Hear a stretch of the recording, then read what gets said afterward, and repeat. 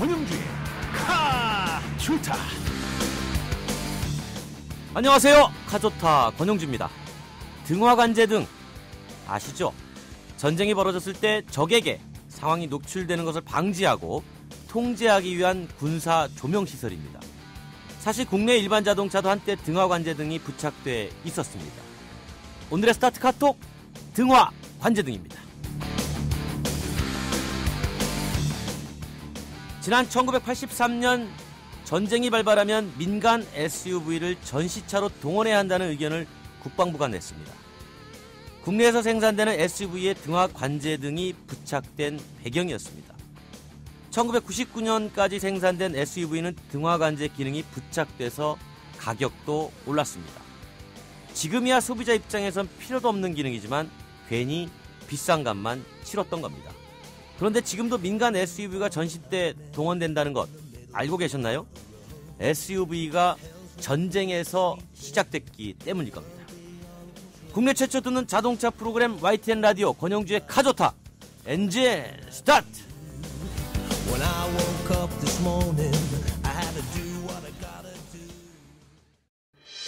권영주의 카좋다. 베러 앤 디퍼런트 르노 삼성자동차. 세계를 향해 도약하는 글로벌 리더 쉐보레와 함께합니다. 성역은 없다. 자동차 CEO 그들만의 주인 이야기. 카스타 평전. 세계를 제패한 자동차 CEO의 뒷이야기를 들려드리는 카스타 평전. 청취자들과 자동차 업계의 여러 같은 요청에 힘입어서 개편과 함께 시간이 무려 2배로 늘어났습니다. 저는 걱정됩니다. 이분의 얘기를 2배로 들어야 돼요. 조용탁 이코노미스트 기자 나오셨어요. 안녕하십니까. 2배 늘어났어요, 2배. 일단 감사하고요. 저는 항상 이번 방송만 하고 잘린다는 생각으로 임하고 있습니다. 예, 이번도 열심히 하겠습니다. 그만큼 이제 뒷담화를 세게 한다는 얘기인데 권영주의 카좋다 개편 첫 주 주인공 누굽니까? 자주 모습을 드러내진 않습니다. 하지만 대한민국의 이분 모르시는 분은 없을 겁니다. 명실상부 한국 자동차 산업의 1인자. 최근 한전부지 통큰 배팅으로 더욱 유명해지신 분입니다. 짐작합니다. 네, 오늘의 카스타 평전 주인공 바로 이분입니다.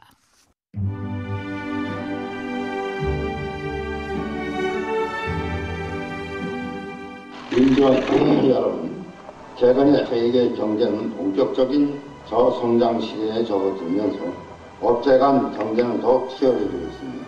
이에 따라 현대 자동차 그룹은 2010년 한 해를 그동안 성장 과정을 다시 한번 되돌아보고 미래를 향한 새로운 성장을 준비하는 뜻깊은 한 해로 만들어 가보자 합니다. 보다 혁신적인 제품과 선행 기술 개발에 전사적인 역할을 집중해 나아갈 것입니다. 오늘의 카스타 평전. 그 주인공은 뚝심경영 현대차그룹 정몽구 회장입니다.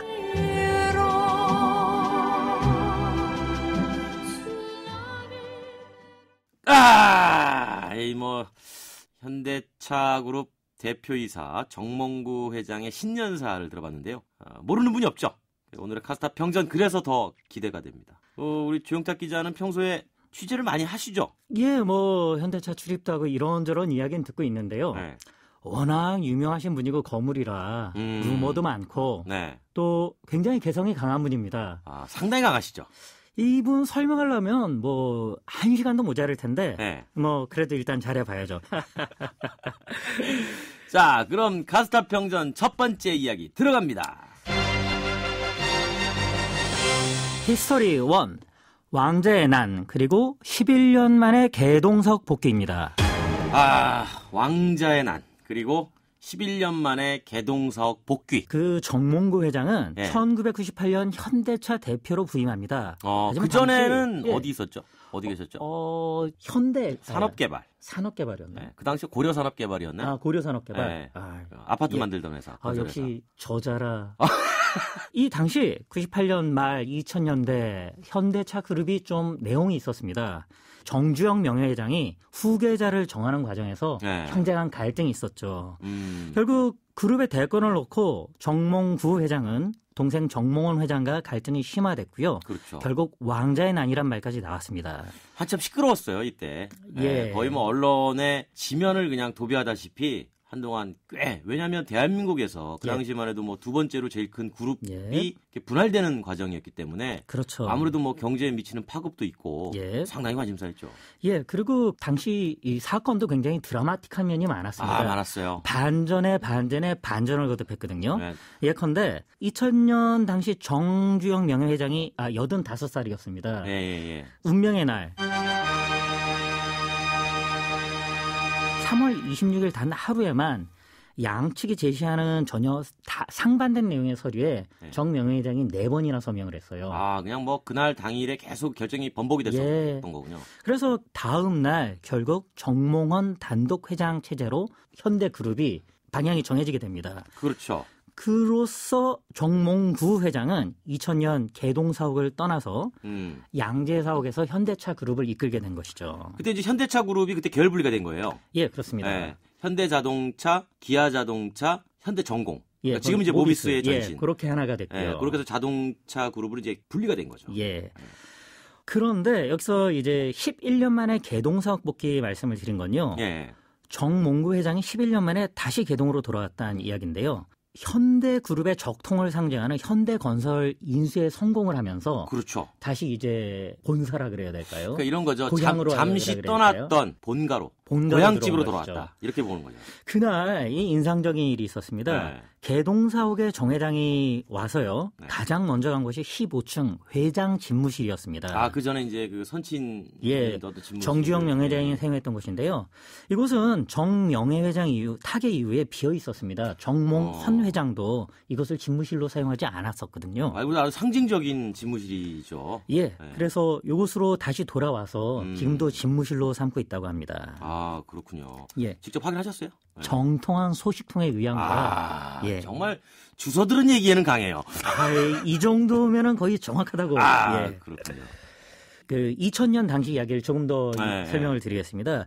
당시 현대차가 연매출 규모가 18조 원 정도, 세계 11위 자동차 업체였습니다. 그렇죠. 그것도 뭐 대단하고는 할 수 있지만 탑 클래스는 아니었죠. 그럼요. 명확하죠. 그때만 해도 뭐 앞으로 10년 뒤에 자동차에서 5개만 살아남을 것이다 그랬는데 그중에 제일 먼저 없어지는 게 현대차가 될 것이다. 그런 유력후보였죠. 했었는데요. 그런데 그런 회사가 지금 자산 100조 원을 넘어섰고요.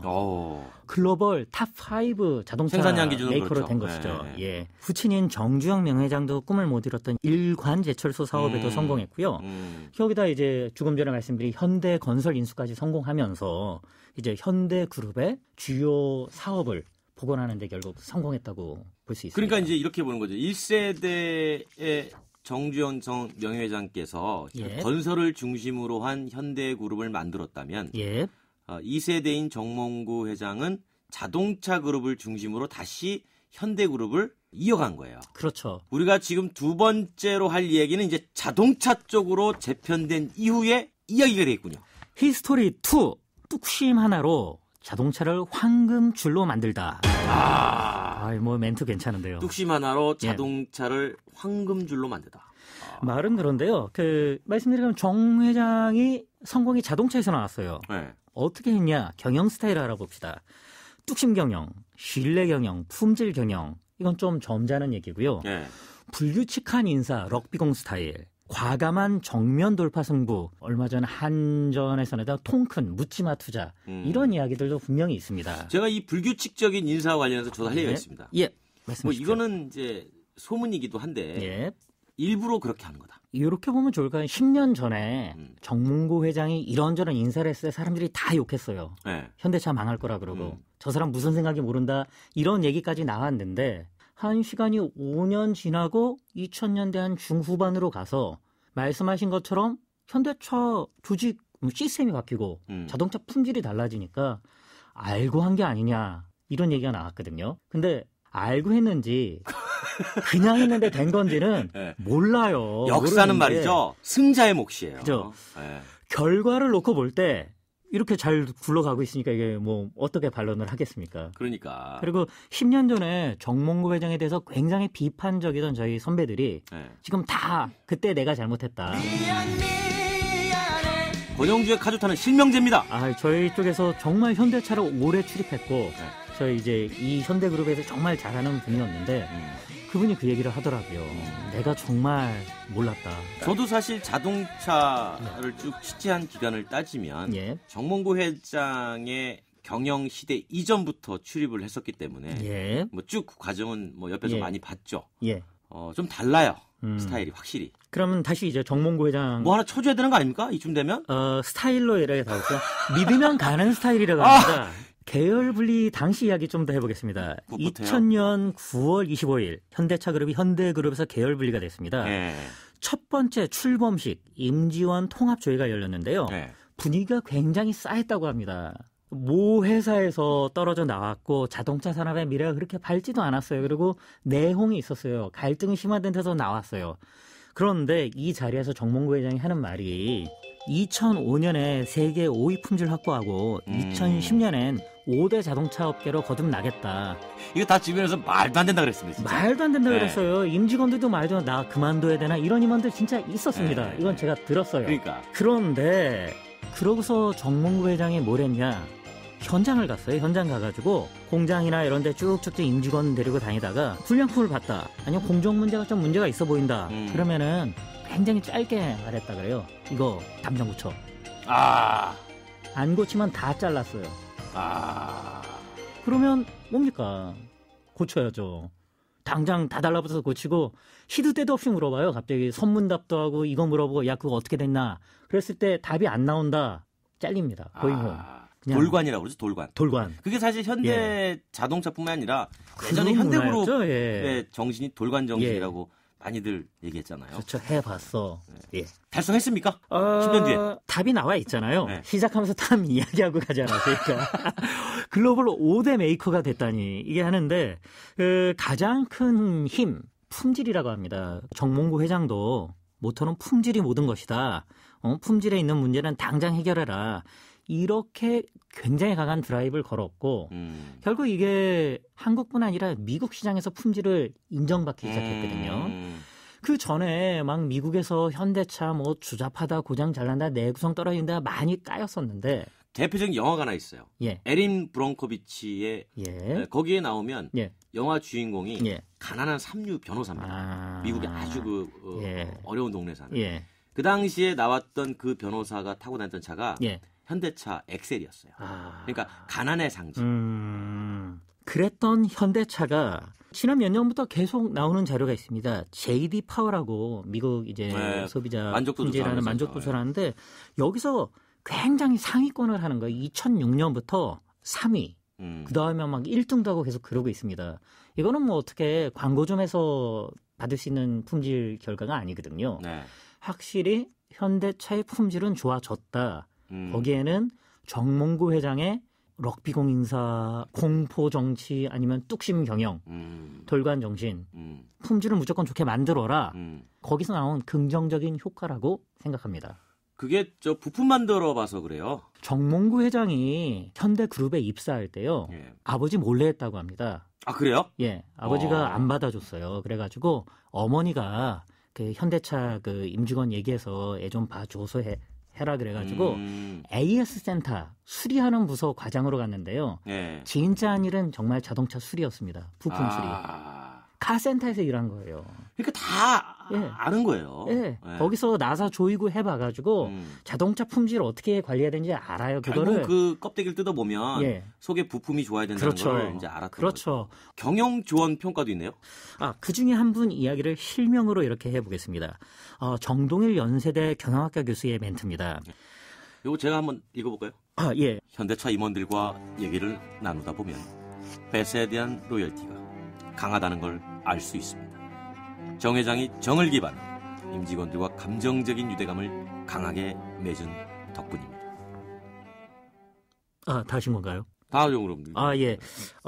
뭐 들으면서 저도 막 마음이 울컥한. 예. 저는 이제 이거보다는 그냥 실질적으로 정몽구 회장 손이 크세요. 진짜 손이 커요. 럭비 선수 예, 럭비 하셨잖아요. 선수. 예. 그래서 아끼는 참모라든지 임직원이 상을 다거나 경조사가 있으면요. 직접 가세요. 가가지고 공이 평균보다 하나 정도 더 붙은 봉투를 이렇게 주신다 그러더라고요. 아, 10,000원만 내야 되는데 하나 더 넣어서 10만 원. 예, 그렇죠. 뭐 위에서 아무리 감싸주고 그래도 월급쟁이들은 그 뭐 좀 하는 게 아, 저 사람이 날 정말 아끼는구나 하고 찡하거든요. 그럼요. 근데 뭐 인센티브. 달걀하고는 거리가 멀다. 멀죠. 네. 주위에서 알아들으시는 분이 좀 적다는 이야기가 있습니다. 그런데 여기서 또 긍정적인 얘기를 하나 또 하신 분이 있어요. 현대차 사회이사로 하신 남성일 서강대 경제학부 교수는요. 네. 말을 많이 하는 편은 아니다. 하지만 그가 하는 발언은 방향성이 확고하다. 그래서 쉽게 이해할 수 있다. 이런 변론을 했습니다. 그러니까 짧고 명확하다는 얘기네요. 예. 고쳐. 이거 당장 고쳐. 고쳐. 예. 고쳐. 예. 그냥 고쳐. 당장 안 고치면 하지 마. 안 하면. 이거예요. 네. 근데 좀 어눌할 수 있지만 명확하다. 이 다 이해할 수 있잖아. 하지 마. 해. 고쳐. 하지 마. 고쳐. 해. 그리고 집에 가. 야, 이 재밌네요. 예. 역시 그 조용탁 기자는 뭔가 이렇게 그 인물에 대한 평전을 풀어낼 때 매력이 있어요. 예. 세 번째, 뭔가요? 히스토리 3. 10조의 배팅. 승부수인가 무리수인가. 아, 요게 함수예요. 함수. 무리수까지 나왔죠. 네. 야, 이게 승부수냐 무리수냐 결국은 함수다. 예. 사실 그 최근 10월 24일 현대제철이 동부 특수강 인수에 성공을 했습니다. 예, 그렇죠. 우선 협상 대상자로 됐는데요.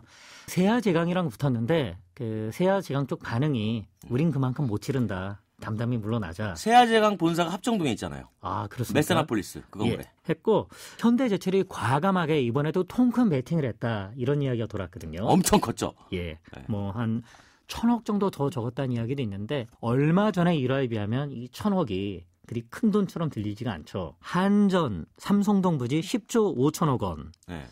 참 말이 많았습니다. 이때 일단 부정적인 의견들이 많았죠. 주가도 다 떨어졌어요. 승자의 저주란 분석 이야기까지 나왔고요. 네. 특히 이제 비교가 됐습니다. 삼성 쪽에서는 한 4조 원대를 물었다는 이야기가 나왔거든요. 그러면 네. 2배를 비싸게 샀다. 그리고 부지 감정가가 3조 3천억 원대인데 이건 너무 무리한 투자 아니냐. 자동차 업계 전문가들은요. 이 자금을 기술 개발에 사용했으면 현대차의 경쟁력이 더 높아졌을 것이라 이렇게 비판적인 목소리를 높였습니다. 지금도 나오는 얘기가 뭐냐면 예. 그 예전부터 나온 얘기가 현대차가 에스톤 마틴을 인수해라. 아, 예, 있었습니다. 고급차 브랜드니까. 인수하기도 돈이 남는다는 이야기가 네. 있었죠. 그래서 차라리 그 돈이면 에스톤 마틴 인수해라. 이게 낫다 뭐 이런 얘기도 있었는데 예. 보는 시각에 따라서 조금은 다를 것 같아요. 이날 현대차 홍보팀이 참 바쁘게 움직였습니다. 네. 임직원들이 다 우리가 그렇겠죠. 이렇게 잘해서 네. 우리한테 정말 필요해서 한 거다. 우리는 우리가 오래 살 집 만드는 건데 무슨 저주냐. 우리 집 짓고 여기서 계속 살 건데 이거 팔 것도 아니고 우린 계속 이 땅 쓴다. 봐라. 서울의 중심 강남에서 가장 알짜 핵심 삼성동이다. 우리가 왜 욕을 먹어야 되냐. 우리 자금을 우리한테 가장 필요해서 이렇게 썼는데 여기서 분명히 알 수 있는 거는 현대자동차에겐 삼성동 땅이 정말로 필요했어요. 꼭 있어야 됐습니다. 왜요? 정몽구 회장 나가서 이제 차세대 이제 정의선 부회장으로 연결되는 그 그룹의 미래를 봤을 때 새로운 청사진을 제시할 필요가 있었다고. 예, 저도 그렇게 보고 있습니다. 여기서 약간 뒷얘기가 하나 있는데요. 원래 이전에 뚝섬에 100층짜리 건물을 올리려고 그랬었습니다. 그랬죠. 다 됐어요. 그랬다가 이제 시장이 바뀌면서 서울시 정책이 바뀌면서 그게 이제 유산됐거든요. 이 과정에서 성사시키지 못한 수많은 임직원이 회사를 떠났다는 또 이야기가 있습니다. 그리고 다시 기회가 왔어요. 삼성동에. 담당자라면 어떻게 하시겠습니까? 회장님의 말씀 명확해요. 해. 저란 말이죠. 예. 담당을 안 합니다. 사내 정치가 안 돼요. 어디. 담당을 안 해요. 세 번째 얘기까지 예. 다 들어봤는데 예. 이제 마무리 좀 해야 돼요. 2000년에 계열 분리하면서 10년 뒤에 글로벌 탑5 가겠다. 예. 성공했죠. 성공했습니다. 자, 그러면 지금 2014년인데 예. 앞으로 2024년에 어떻게 예측하십니까? 굉장히 힘든 일이다. 힘든 일이죠. 굉장히 힘든 일인데 네. 현대자동차가 지금까지 해온 것처럼만 하면은 할 수 있다. 재밌었습니다. 시간 가는 줄은 모르겠어요, 정말. 다음 시간에도 여전히 즐거운 입담으로 우리 카조타를 풍성하게 만들어줄 것으로 기대를 하면서 이코노미스트 조용탁 기자 보내드리겠습니다. 고맙습니다. 예, 수고하십시오. 드라이빙 고고싱 떠나요 둘이서 오빠랑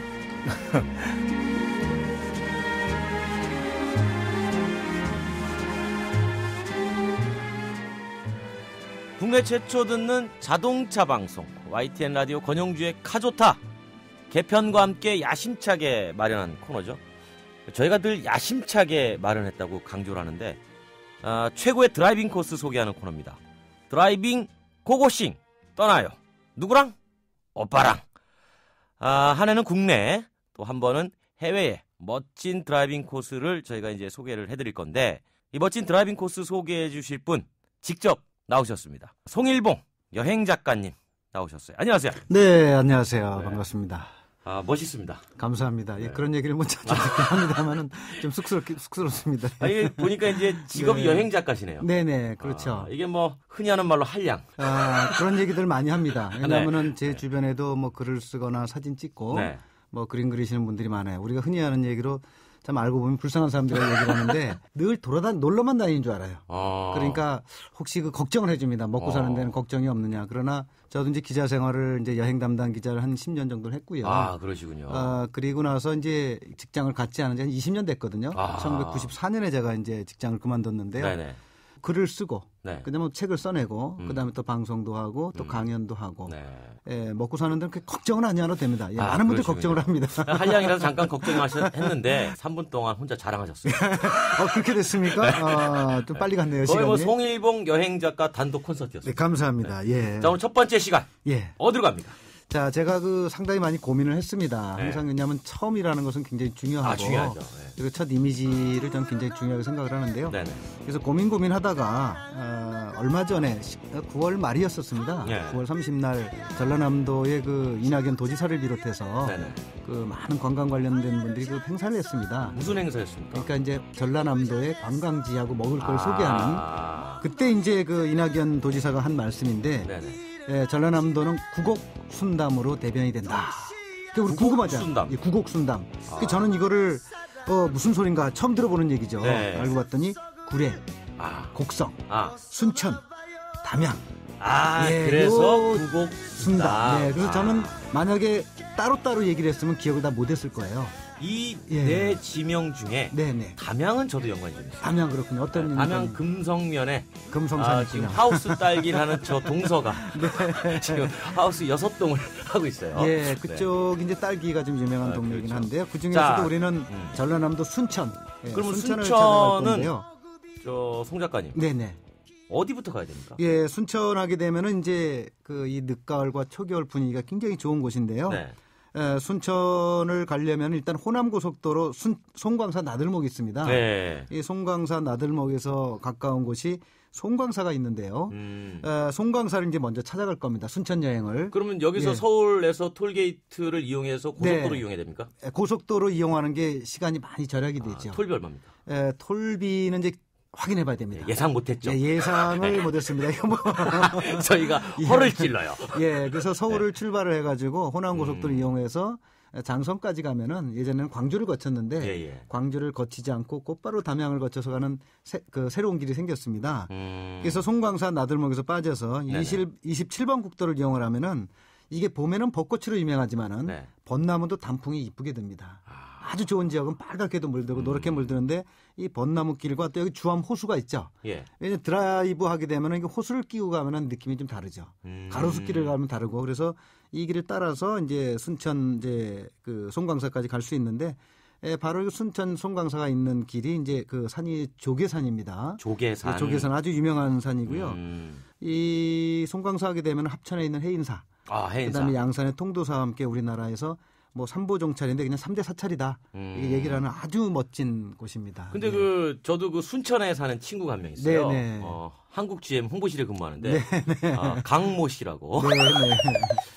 그 송광사 입구에 가면 돌다리가 그렇게 그 친구가 유명하다고 얘기를 하더라고요. 예, 이 돌다리가 능허교 또는 삼천교라고 이제 부르고 있는데요. 이게 그 다리가 홍해처럼 이게 무지개 다리처럼 돼 있어요. 그래서 그 다리 밑에 보면은 용머리 석상이 있고 거기에 철사로 해가지고 엽전 한 입이 걸려 있습니다. 근데 이 엽전은 뭐냐면은 아주 작은 욕심이라도 갖지 말라라는 이런 그 가르침이 담겨 있는데요. 이 능어교 위에는 이제 지붕이 있는 이제 건물이 이어져 있습니다. 그러니까 그 다리를 지날 때 그 비를 맞지 않고도 이제 그 지나갈 수 있도록 이제 해놨는데 이걸 우화각이라고 합니다. 우화각. 예, 우화각 같은 경우는 몸과 마음이 깃털처럼 가위어져서 신선이 된다는 느낌을 가지고 있는데요. 예, 이곳에서 맞는 바람이 우화청풍. 바로 이게 송광사 8경 중에 하나인데 우리 보통 송광사를 소개하는 아니면은 우리나라 그 조계종을 소개하는 그 달력들 있지 않습니까? 예. 달력을 보면은 송광사를 소개할 때는 바로 이 우화각의 가을 모습.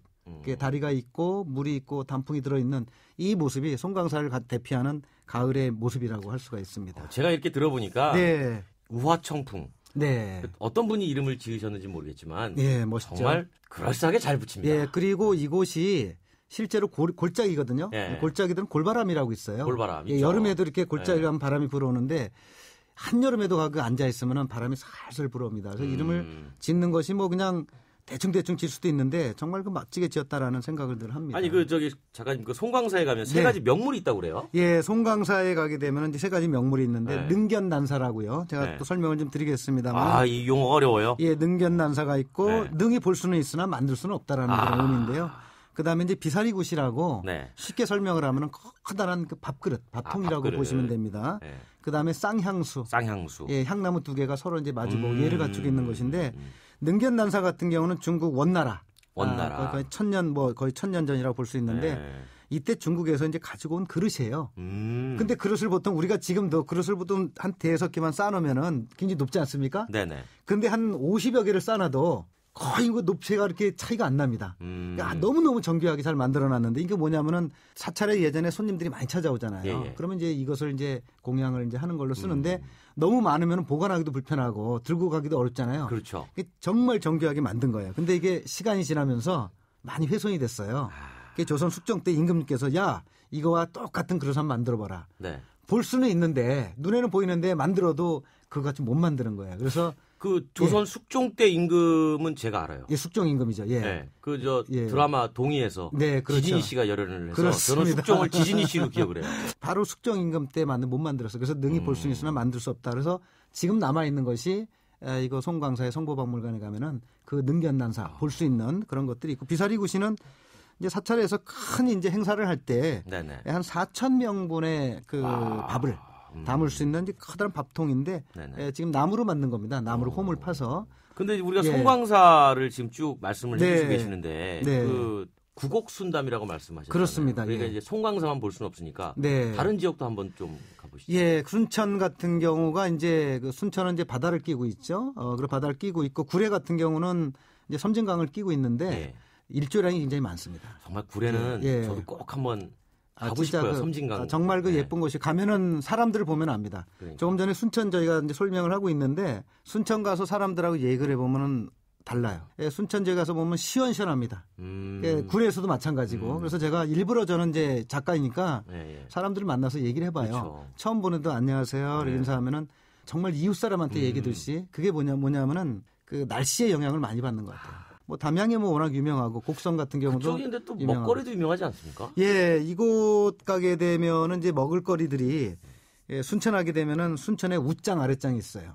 웃장 아랫장. 예, 웃장 아랫장. 그래서 이것을 이제 웃장 같은 경우는 북부시장이라고 얘기를 하는데요. 북부시장 국밥 골목이 있습니다. 그래서 국밥 골목이 한 14군데 정도가 되는데 얼리지 않은 돼지 머리를 사용합니다. 아주 중요합니다. 얼리지 않아야 된다. 예, 남도 쪽에 가게 되면은 생고기라고 해서 아침에 도축을 한 그 소의 뒷다리 부분들을 그 즉시 오전 10시 정도에 각 식당으로 배달하거든요. 얼리지 않은 거죠. 그 상태로 그날 다 소비를 하는 거거든요. 재밌는 것은 국밥 한 그릇에 6,000원입니다. 비싼 건 아니죠. 비싼 거 아닙니다. 6,000원이고 그다음에 수육이 한 접시가 10,000원입니다. 자, 이제 10,000원에 이제 국밥을 먹었어요. 네. 먹고 연인과 함께 가신 분들은 그러면 이제 순천에서 어디 또 드라이빙 코스를 다 이쁜 도로가 있으면 그 순천 이제 우리가 이제 송광사까지는 이제 돌아봤습니다. 그죠?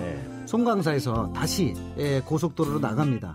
송광사 나들목까지. 송광사 나들목 가서 다시 한 코스만 더 가면 승주 나들목이 나옵니다. 승주 나들목. 그 한 코스 가면 10분, 15분밖에 안 되니까요. 승주 나들목에서 다시 이제 일반 그 지방도로가 될 텐데, 지방도로를 따라서 이게 호젓하고 길들이 굉장히 좋습니다. 호수를 또 끼고, 상사호라는 호수를 끼고, 정말 그 애인 같은 절집이라고 불리는 서남사를 거쳐서, 조그만 고개를 넘어갑니다. 그냥 그림이군요, 그림. 그렇죠. 그림이 쫙 펼쳐집니다. 그래서 이럴 때, 그러니까 가을이 끝나가고 겨울이 올 무렵에 빨리 달릴 필요도 없고 천천히 달리면서 고개를 넘어가게 되면은 정말 멋진 들판이죠. 나간읍성이 나타나고요. 나간읍성. 예, 그 나간읍성에서 다시 이제 그 58번 지방도로를 이용해서 30분 정도 가게 되면은 이곳이 사실은 오늘 여행의 그 마지막 도착지입니다. 순천만까지 이어집니다.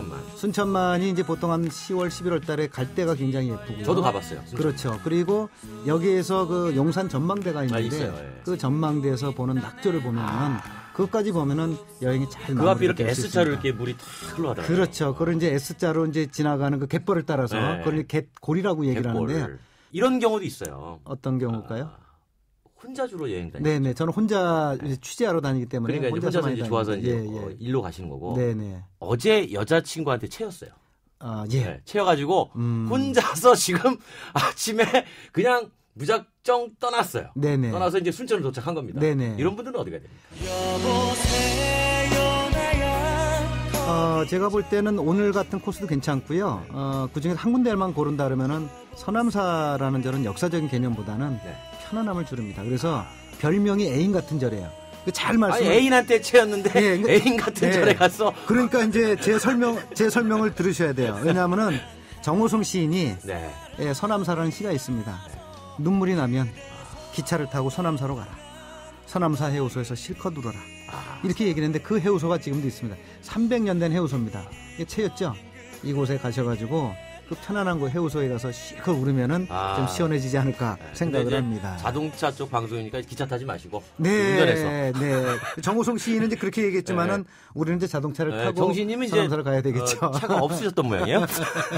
그래서 오늘 우리 송일봉 여행 작가님께서 나오셔가지고 우리 개편 첫 프로 여행 떠나요. 드라이빙 고고싱. 그냥 한 폭에 이렇게 파노라마처럼 풍경이 싹 훑어 지나가는 거. 저도 눈에 이렇게 아른하면서 그걸 직접 이제 보이는 듯하면서 이제 얘기를 좀 하거든요. 그러니까 송일봉 여행 작가님 고맙습니다. 네, 고맙습니다. 지휘자 금난세입니다. 베토벤이 후세에 위대한 음악을 남길 수 있었던 것은 악상이 떠오를 때마다 반드시 메모하는 습관 때문입니다. 최고의 음악을 위한 금난세 씨의 노력은 매일매일 양지 다이어리와 함께합니다. 나의 역사 속엔 언제나 양지 다이어리. I started this war killing Germans in Africa. Now I'm killing Germans in Germany. 역사를 바꾼 그들의 불가능한 전쟁이 시작된다. 300 of them. We never run before. Why are we gonna run now? Bar! Come on! We are on our own. Here we go. 브래드 피트, 로건 레먼, 퓨리. 11월 20일 IMAX 대개봉. 15세 이상 관람가. 당신의 아파트는 평택의 비전을 품었는가? 삼성 반도체가 선택한 평택의 개발 비전. KTX 신평택역 개통 예정으로 더 빨라지는 미래 가치. 평택 비전 푸르지오. 선점하십시오. 평택의 프리미엄. 11월 오픈. 1670-7087 대우건설. 푸르지오. 안녕하셔요. 저 비단이구만요. 알뜰한 우리 음에 가족들 챙기는 데는 아낄 줄을 몰라요.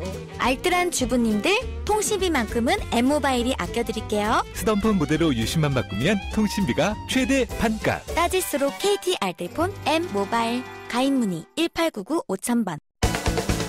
국내 최초로 시도하는 라디오 전용 자동차 전문 방송 권용주의 카조타. 이 프로그램은 베러앤디퍼런트 르노 삼성 자동차, 세계를 향해 도약하는 글로벌 리더 쉐보레와 함께합니다.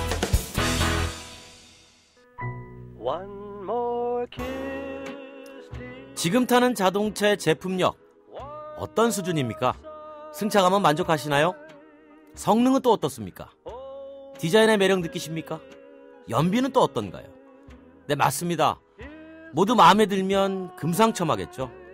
하지만 완벽한 맞춤형 자동차는 결코 존재하지 않습니다. 지문이 모두 다른 것처럼 자동차를 바라보는 시각도 다르기 때문이죠. 그래서 완벽한 자동차를 꿈꾸는 분들을 위해 선곡했습니다. 권용주의 반전 드라이빙 뮤직, 조용필의 허공. 꿈이었다고 생각하기엔 너무나도 아쉬운 남아. 오늘도 안전 운전하세요. 권영주의 가족탄은 이제 파킹. 기다리기에 너무나도 멀어진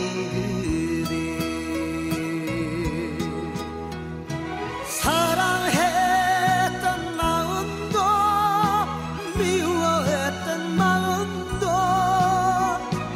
허공 속에 묻어야만 될 슬픈 옛 이야기